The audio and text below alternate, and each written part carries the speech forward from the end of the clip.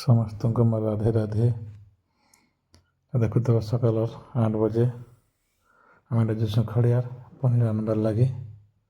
ଦେଖୁଥିବ ଅଲରେଡ଼ି ମୁଁ ପହଞ୍ଚିଗଲି ଆମର କାଲିଆ ଦା ଖଡ଼ିଆର ପନିର ଦୋକାନକେ।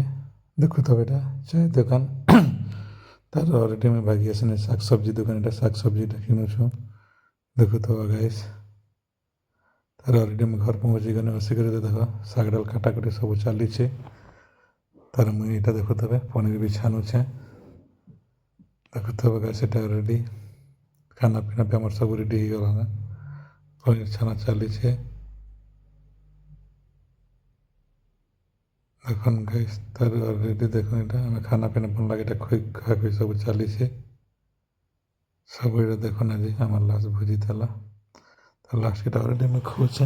ଆଜିର ଭିଡ଼ିଓ ଏତିକି ଥିଲା। ଯାକେ ଯଦି ଭଲ ଲାଗିଲା ଲାଇକ୍ ଆର୍ ସେୟାର କରବେ ନାଇଁ ଭୁଲବ।